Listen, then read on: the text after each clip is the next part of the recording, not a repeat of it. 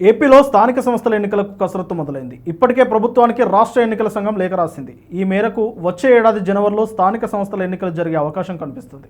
ఈ మేరకు కూటమి సైతం కసరత్తులు మొదలుపెట్టింది. ఇందులో భాగంగా కూటమిలో ఎవరి వ్యూహాలు వారికి ఉన్నాయి. గత ఏడాది జరిగిన సాధారణ ఎన్నికల్లో టీడీపీ, జనసేన, బీజేపీ కూటమి ఘన విజయం సాధించిన విషయం తెలిసిందే. వచ్చే ఏడాది జరగనున్న స్థానిక సంస్థల ఎన్నికల్లో కూటమి పార్టీలు ఒక నిర్ణయానికి వచ్చి స్థానిక సంస్థల ఎన్నికల్లో కూడా క్లీన్ స్వీప్ చేయాలని భావిస్తున్నాయి. అయితే గ్రామ స్థాయి నుంచి జెడ్పీ చైర్మన్ వరకు అన్ని స్థానాల్లో కూటమి పార్టీలు ఎలా పాలు పంచుకుంటాయనేది ఆసక్తికరంగా మారింది. ముఖ్యంగా జనసేన పార్టీ కార్యకర్తలు ఇదివరకే ఎమ్మెల్యే, ఎంపీ స్థానాలపై అసంతృప్తిగా ఉన్నారు. ఈ ఎన్నికల్లో కూడా పవన్ కళ్యాణ్ తగ్గితే వారు ఊరుకునే పరిస్థితి లేదు. కానీ జనసేన అడిగినన్ని సీట్లు ఇచ్చి టీడీపీ చేతులు కట్టుకుని కూర్చోదు. బీజేపీ పార్టీ కూడా ఉంది కాబట్టి పంపకాల విషయంలో చాలా కష్టమే ఉందని విశ్లేషకులు అంటున్నారు. జనసేన గెలిచిన నియోజకవర్గాల్లో అన్ని చోట్ల జనసేనకే టికెట్ ఇవ్వలేరు. ఎందుకంటే అక్కడ టీడీపీ నేతలు ఎన్నో ఆశలు పెట్టుకుని ఉంటారు. అలాగే జనసేన నాయకులు కూడా అలాంటి ఆశలతో పార్టీకి సేవ చేస్తూ ఉంటారు. రాష్ట్రంలో మొత్తం 13,324 గ్రామాలు ఉన్నాయి. అందులో 30% జనసేన సర్పంచులు పోటీ చేయాలని భావిస్తున్నారు. 15% అన్న బీజేపీకి ఇవ్వాల్సిందే. 45% పోగా మిగతా 55% స్థానాల్లో టీడీపీ అభ్యర్థులకు అవకాశం ఉంటుంది.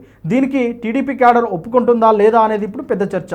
అంతేకాకుండా జెడ్పీటీసీ అభ్యర్థులు 660, ఎంపీటీసీలు 10,047 స్థానాలు ఉన్నాయి. వీటితో పాటు మున్సిపల్ కౌన్సిలర్లు, మున్సిపాలిటీలు, వార్డు మెంబర్లు, ఎంపీపీలు, జెడ్పీ చైర్మన్లు ఇలా ప్రతి విభాగంలో పంపకాలు జరగాలి.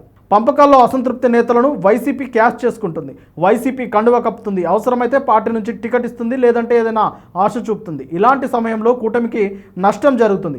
అంతేకాకుండా కుల సమీకరణలు ఆధారంగా టికెట్లు పంచాలి అంటే మరో తలనొప్పి వస్తుంది. రెడ్డి ఎమ్మెల్యే ఉన్న నియోజకవర్గంలో రెడ్డి వ్యక్తులకే సీట్లు తెప్పించుకోవాలని ఆయన చూస్తారు. అలాగే చౌదరి, కాపు, ఇతర కులాల ఎమ్మెల్యే వారి కులానికి చెందిన అభ్యర్థికే సీటు తెప్పించుకోవాలని చూస్తారు. ఇది చాలా పెద్ద ప్రమాదం ఉంటుంది. అలాంటి సమయంలో సీటు రాని అభ్యర్థి వైసీపీలోకి జంప్ అవుతాడు. అంతేకాకుండా ఆ స్థానిక సంస్థల ఎన్నికలు రాబోయే అసెంబ్లీ ఎన్నికలపై తీవ్ర ప్రభావం పడినట్లు తెలుస్తుంది. ఇప్పటికే ఎమ్మెల్యేలు చంద్రబాబు మాట వినడం లేదని తెలుస్తుంది. ఇలాంటి సమయంలో కూటమి బీటలు వాడడం ఖాయంగా కనిపిస్తుంది.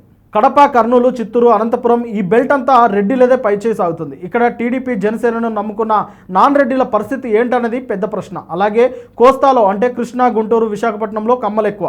అలాగే కాపులు ఎక్కువగా ఉన్న ఈస్ట్ గోదావరి, వెస్ట్ గోదావరి, బెజవాడ లాంటి ప్రాంతాల్లో అందరికీ కాపులకే సీట్లు ఇవ్వలేని పరిస్థితి.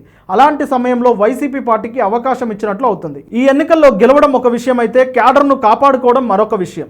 ఏది ఏమైనా రాబోయే అసెంబ్లీ ఎన్నికల్లో ఈ ప్రభావం గట్టిగానే పడుతుందని విశ్లేషకులు అంటున్నారు. కాబట్టి కూటమి బీటలు వారకుండా చూసుకోవాల్సిన బాధ్యత CM Chandrababu, deputy CM Pawan Kalyan మీద ఎంతైనా ఉంటుంది.